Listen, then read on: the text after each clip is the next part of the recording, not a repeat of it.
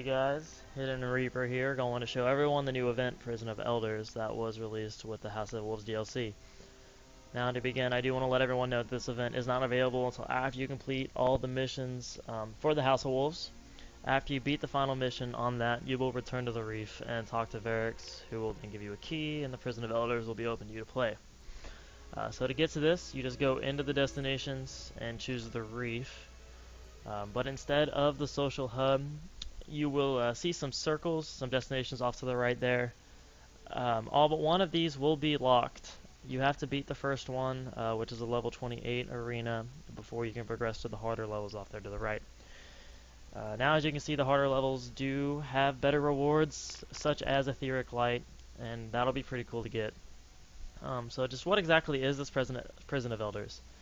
Well, it is an arena where a team of 3 Guardians face a number of rounds containing a number of waves of enemies that have to be defeated.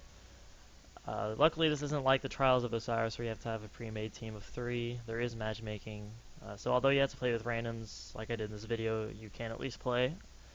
So let me just skip forward to the beginning. Pretty cool voiceover from Varix here.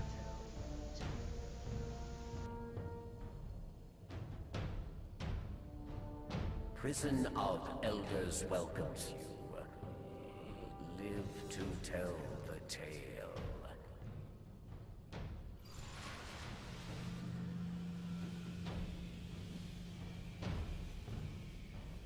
Round 1.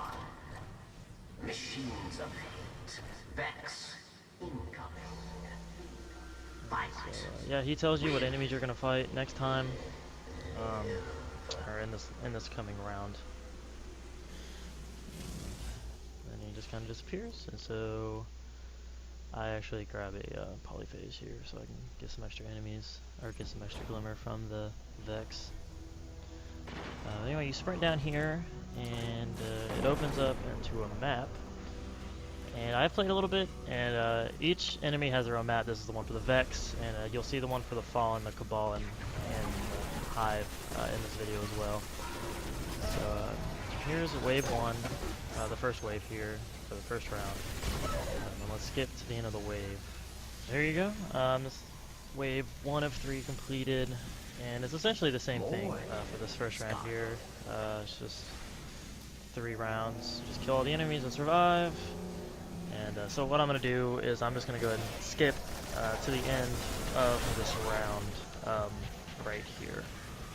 So we have finished the round then, and what happens is Varix will congratulate you, and then it'll actually pop up a scoreboard for that round. It'll tell you how many kills and deaths and stuff like that, how long it took you, how many assists. And I don't know if it does it for the round or if it does it for the accumulative game. I guess we'll find out next round. I can't remember. But anyway, what you do then is just return to the airlock, the starting place where you started in the beginning. And you get there, and then what happens is it'll lock you in, and it'll actually give you a little bit of reputation for Varix and the House of Judgment. And so there's that. And we're just sitting here waiting for the next round to start, which Varix will announce is the Cabal, which I must say is my least favorite map. And I don't know if they're my least favorite enemies because I really hate fighting the Vex, but they're probably tied if they don't win my hatred levels. So then we just follow him out into this map, and I guess I mess around with my gun here for a second. So and then we'll just go out, and I really hate this map. But this round actually, the second round is a little bit different. Because they added objectives. So let me skip over to that and show you guys what all objectives they have. They're really not that hard. There's one that sucks, but the main ones that you'll face aren't that bad, at least for the first arena. Okay, so here we are on the second wave of the second round, and they are going to add in a critical objective. This one's pretty easy. You just have to destroy the mines that appear, which over there are marked by the letter A. This time they'll be B and C as well. So you just shoot it and destroy it. But it is important to note that if you do not complete these objectives, it will kill you and all your teammates, and you'll have to restart the round. So it is imperative that you get these done if you're wanting to not have to repeat the round. But luckily, the mine ones are easy. There's this one where you have to destroy the mines. There's another one where you have to dismantle them, which you just stand around them in an area that is designated, and it'll dismantle them, kind of like you're capping a waypoint or a control point or something. And then there's another one where it spawns an enemy and he has to run to the objectives. You have to kill him before he reaches all the objectives. That one's a little bit harder. But it's really not that bad, especially if you work as a team.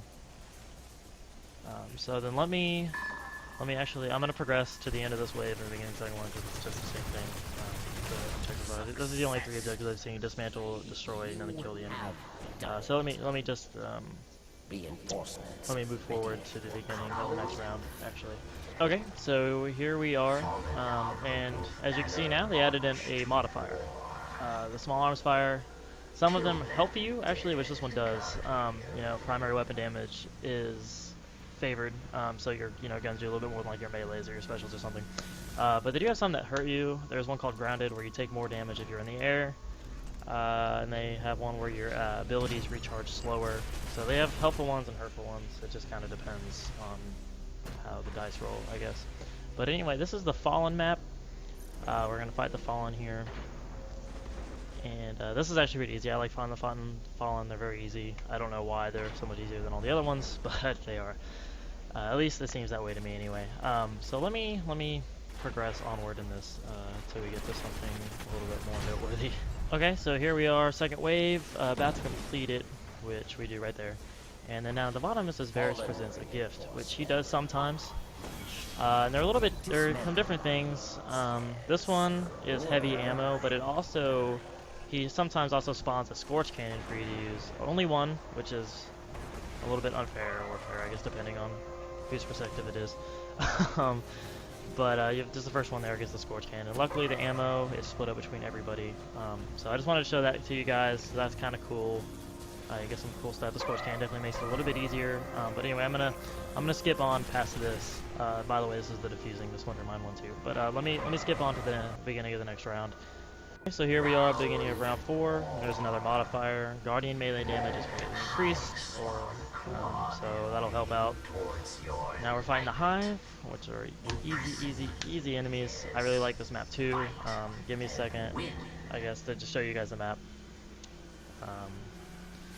And it's a little bit unfortunate because the enemies have like their own map, which is cool. You're not fighting the same enemies on the same map. But each enemy does have its own map, so the maps will only change based on the enemies you're fighting, I guess is a simpler way to say that.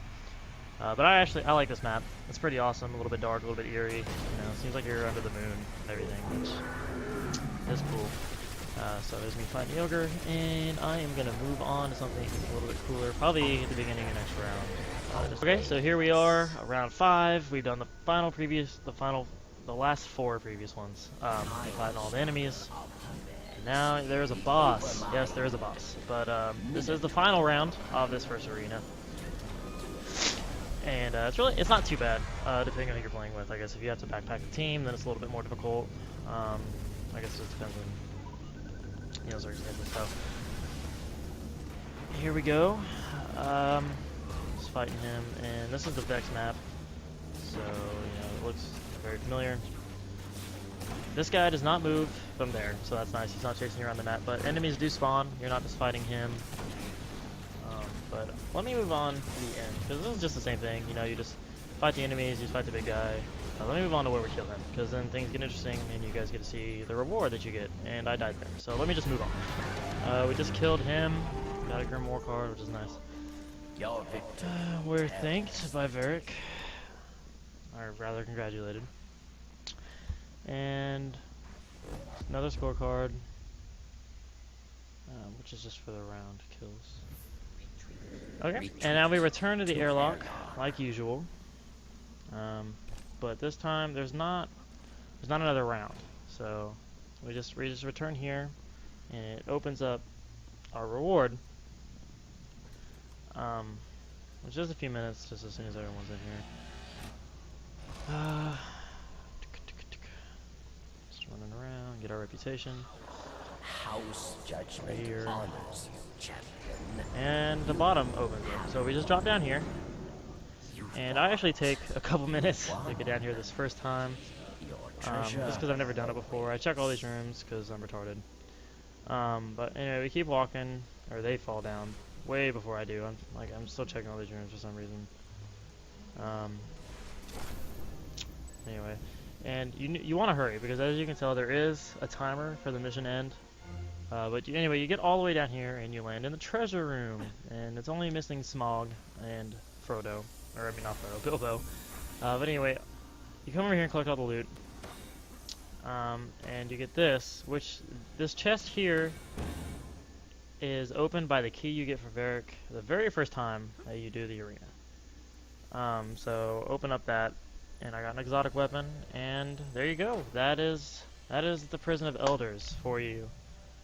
Got some more stuff here. You actually get quite a bit of stuff, so it's kind of nice. I like it. I'm gonna keep playing it. But anyway, in the comments, why don't you just let me know what you think. And about the video, about the game mode. If you did like my video, feel free to subscribe. I'll be coming out with more videos. I'll probably make one for each of the other difficulties just to show stuff. Maybe, I don't know. It depends on how different it is. I haven't done it yet, so we'll see. But I will be coming out with more videos. If there's anything in specific you want to see, that would be nice. Just let me know. Hit me up. And until then, guys, just thank you for watching and have fun with everything. And I'll see you around.